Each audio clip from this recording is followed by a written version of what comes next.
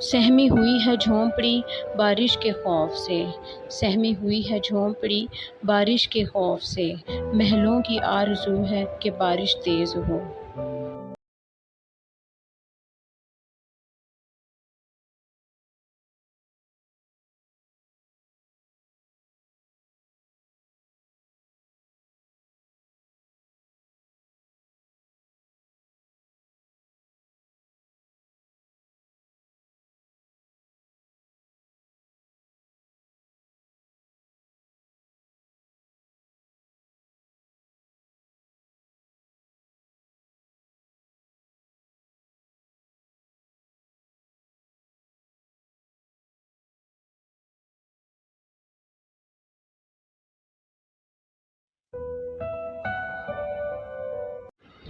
जो मुँह को आ रही थी, जो मुँह को आ रही थी, आब लिपटी है पाँव से।